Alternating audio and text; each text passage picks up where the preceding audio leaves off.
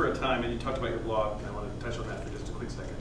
I do remember a time, I don't recall the year, it was probably 2005, where I tried to encourage you to start a blog on IndieWire. That's true. You were very important to me getting started. And you said something about how you just didn't know that you'd have anything to say, or something like that. But clearly you've proven to yourself, or you're proving to yourself that you do.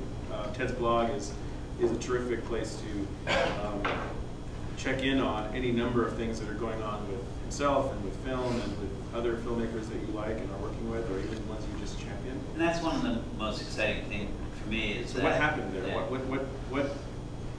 Well, you had reached out to me, and Lance Weiler, a filmmaker who I'm influenced by, and Christine Bichon, all were talking about different aspects of social media to me and why I wasn't there.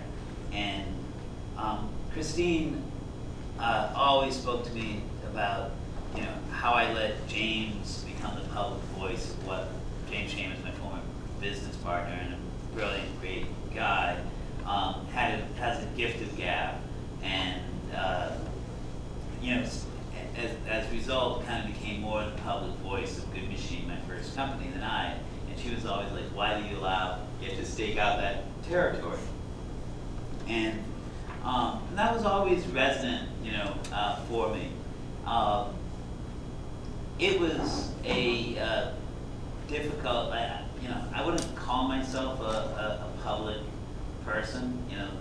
The things I like to share just with my wife, not with the world. And I mistook blogging and social media as having to be a kind of exposure, to opening the kimono. And I didn't like that idea.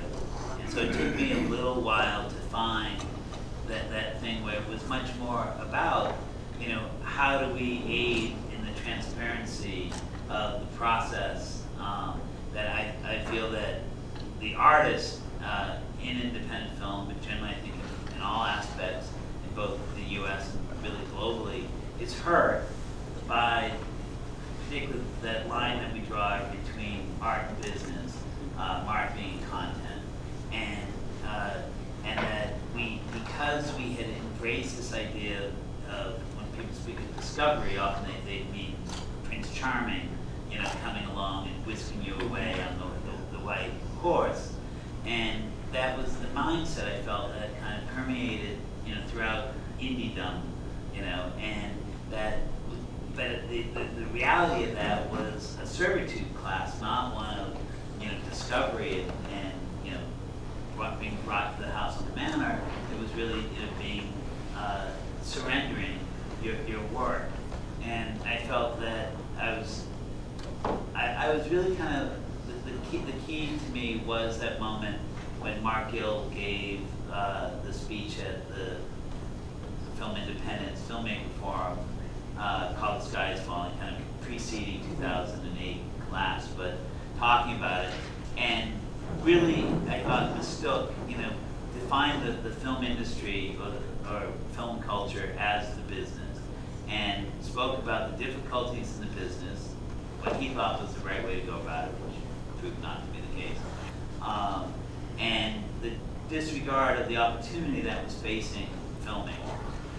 And I felt that when you looked at, because of the changes in audience behavior, the changes in artistic practices, the drop in the cost of production, the advances in technology, we were freer now to make personal work than ever before on a wider variety of subject matters, that we did not need to be trapped by the mass market place, but could focus much more on niche content, and how liberating that really could be, and how did we actually get that discussion started? Because unfortunately I felt that the 6 or so leading supporter organizations for independent film in America were not speaking about it. It was, even though they gave me the soapbox to stand out and talk about it, it was not really being discussed how much we could do now on our own. You could break the mode, because even Sundance starts to feel like sequelitis, you know, that the same subject matters are being explored in the same form, and we can be free of that. So after Mark gave that talk, they asked me to do it next, and I was like, And I spoke about the possibilities of social media, but I felt that I was being a little hypocritical at that point because I gave the talk, but I wasn't doing the walk, and that was kind of the final thing. And after you had encouraged me to start blogging, IFP also had asked me to do it, and they wanted me to just kind of focus on issues and actions at the time, you know, particularly net neutrality, which was something that I had felt was really at the core, maintaining that to have a vibrant culture. And I was afraid to, you know, I didn't know how to go online and do all of that, and I had asked them for help. You know, like, well, if you give me like a webmaster, I can start doing that, right? You know, and I was told yes, but nothing ever happened. And then I went and checked out Blogger one night when I had free time. I was like, oh my God, this is so incredibly easy. So I wrote some posts, and it was right around the same time that John Reese, who's also here, was going into DIY distribution, and he and I were talking a lot. So really, like those first few blog posts, I wrote some and John wrote some, and we were both, you know, sharing that way, and that kind of conversation gave me the courage. And then it's been the really positive feedback from the community, both having getting to climb aboard my soapbox. I use it to allow other people to have a voice, and then just, you know, meeting people and seeing different approaches, you know, virtually has been really, you know, eye-opening. Well, in the spirit of community, I want to take some questions, and I would encourage anyone who has a question to keep it rather community-based rather than asking questions about your individual projects. Let's talk more broadly about more general issues and see what you have to ask. So we'll start here. How did And introduce yourself. Yes, please. Tell us who you Phil are. Madigan, aspiring filmmaker. I was wondering, how did Redbox and Netflix impact the economics of ambitious cinema? It's a complex question, you know, but I think one of the first things that we have to recognize, you know, that's tied into that is how many titles are really available to us. This huge surplus of stuff that I have lists that show me that if I can watch as much stuff as I'd like to watch every year as I have been in the past, I've already pre-selected enough titles to carry me past my life expectancy rate. You know, I don't need new cinema because there's so much great old cinema. And at the same time, you know, I live in the cinema capital of the U.S., New York City, that I have movie theaters all around me, for, you know, showing great stuff in really nice conditions.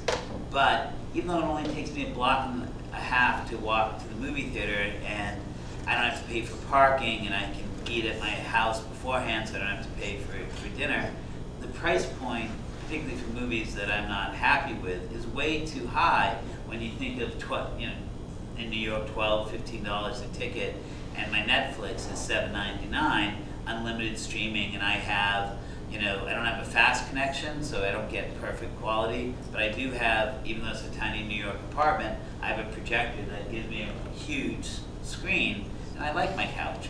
You know, you know, why am I going to take a chance on a new cinema when it's so cheap?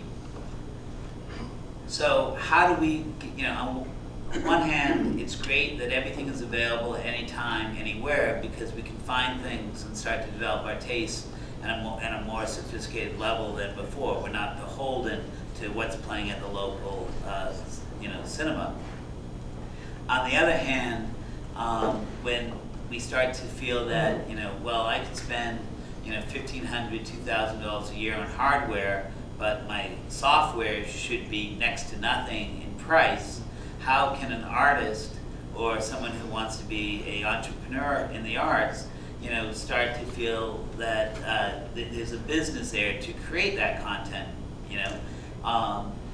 You know, there are real challenges there that when you talk to indie filmmakers who say that they used to make, when they put something on video, they could count on 20,000 units being sold because each store needed to have a copy of, say, like a Jem Cohen DVD. But now Netflix, with 3 copies, can service the entire country. You know, you see some more rare stuff when you order from Netflix. You know, it's coming from some other place, and the New York warehouse is coming, you know, because they're just these few little DVDs going around. It has a real impact on it. Now you can get depressed about that, you know, or you can try to say, okay, well that makes sense. I do think that, you know, price point of discovery should be really low, and we have to figure out really what is the value in good cinema. Not just the entertainment side, but what more can we give that makes it worthwhile. You know, when the profit margin, you know, became the key determining factor for what movies get made, you know, indie film adopted the same marketing practices as Hollywood in terms of mass market appeal and shouting louder, and neglected the unique aspects of art cinema, which is dialogue. That an art film compels you to talk about it. You need to be around other people somehow, whether virtually or physically, to have that pleasure, that value unlocked. So how do we foster community around our films in a better way that allows people to recognize the unique aspects of it? I don't think it's just as simple as making it available online or at point of purchase checkout at the supermarket. You know, I would love it if there were red boxes that were curated and had unique content. That would become a destination for me. I would go to the supermarket that had the indie film red box, as opposed to the supermarket that only had the new title films. At the end of the day, I think the impact is that we are being forced to drive the budgets of our films lower and lower and lower. And as a result, even people with tremendous experience and proven credits, you know, find it harder and harder to earn a living just creating movies. So the emphasis starts, the big question starts to become not how do I have a sustainable career in independent film, but how can I have a life where I can remain creative? Where you start to say, my career is teaching college, or selling used cars, but I devote this amount of my time to making new work and putting it out. That I'm not looking to earn my livelihood from my work primarily, but instead I'm trying to have my work support me to allow my creative endeavors, which is really unfortunate in many ways, but I think kind of the reality that we live in. So how have you answered that question for yourself? Well, luckily things change back and forth, and sometimes I say to them, I look out there and feel like, I can't believe they don't respect me more and I'm not getting these offers. And then all of a sudden I get like 5 good job offers, material that I haven't developed, that have big budgets behind them, and I can get a good fee. So right now I'm in a nice position where I'm really choosing between like 4 well-financed projects at the same time, so that at least keeps the bank further away from the door for a little while. I think it's always been like that. It just has been such a hard 3 to 5 years for everybody, and when you start to see how much what happens in Greece affects indie film in New York, it's like we're an interconnected world and we have to accept it.